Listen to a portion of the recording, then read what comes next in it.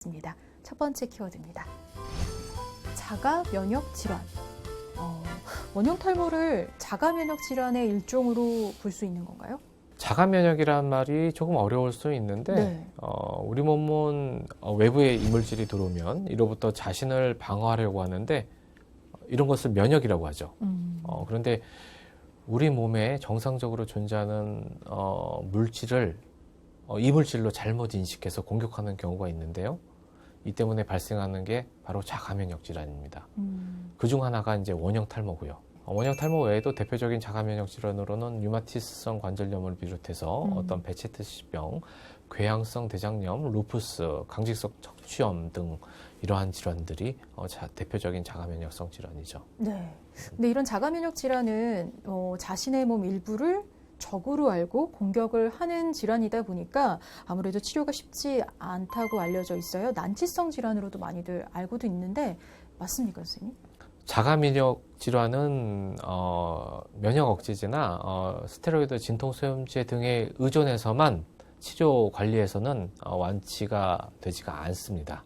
원형 탈모의 경우는 면역 체계의 공격 대상이 생성기 모낭이고 이 과정에서 생성기 모낭에 국소적으로 염증이 유발되면서 모발의 변성이 일어나고 모발이 탈락되는 질환이기 때문에 그 외에도 여러 가지 다양한 노력들이 필요한 거죠. 그래서 관리와 치료가 어려운 것입니다. 그렇군요.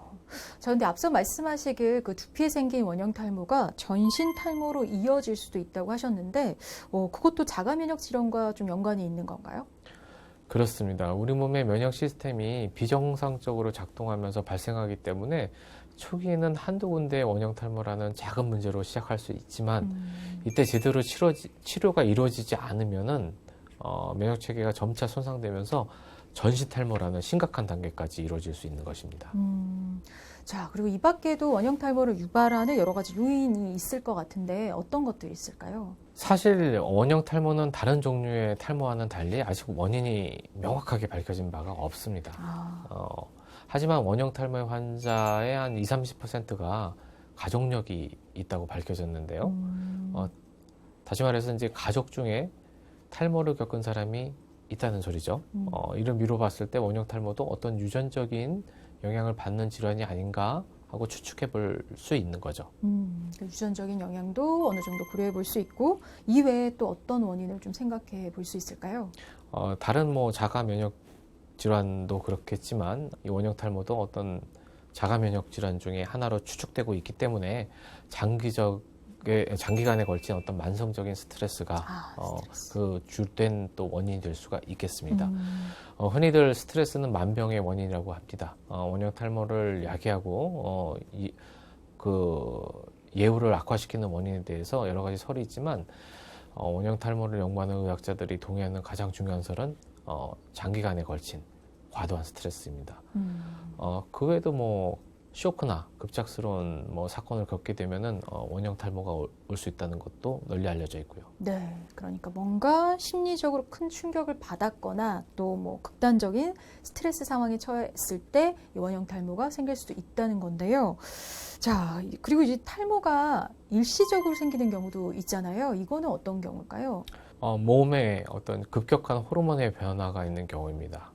임신을 하면서 원형 탈모가 발생했다가 출산쯤에서 일시적인 발모가 되거나 아니면 치료가 된 사례가 보고되고 있고 네.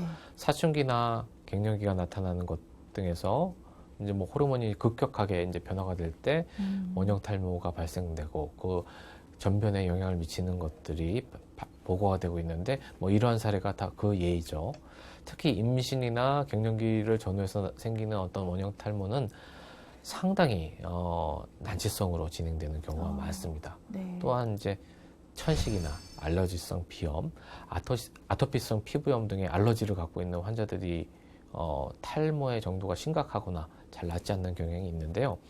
아까 말씀드렸듯이 이제 알레르기성 비염이나 아토피성 피부염 같은 경우도 같은 자가 면역성 질환이기 때문에 이런 것들이 중첩돼서 나타나는 경우는 잘 낫지 않는 경향들이 있습니다. 그렇군요.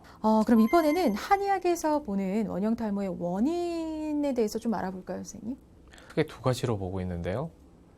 열과 정혈어가 바로 그것입니다. 좀 어렵게 들릴 수가 있는데요. 간단하게 비유해 보면요. 두피를 땅으로 생각해 보면은 모발은 땅에서 자라는 풀이 되겠습니다. 그죠? 네. 근데 몸속에 과도한 열로 인해서 두피가 뜨거워지면서 사막이 메마르듯이 모발도 자라기가 어렵게 되겠죠. 또 풀이 건강하게 자라기 위해서는 물이나 비료 같은 영양분이 충분하게 공급이 돼야 되는데 우리 몸의 영양분인 정열이 부족해지면은 역시 모발이 약해질 수밖에 없습니다. 그러니까 몸에 열이 있으면은 그 땅이 메말라지고 비료가 부족한 정열이 부족해지면은 그 비료가 부족해진 거니까 탈모의 원인이 되는 것이죠. 그렇군요. 자, 그럼 이제 계속해서 두 번째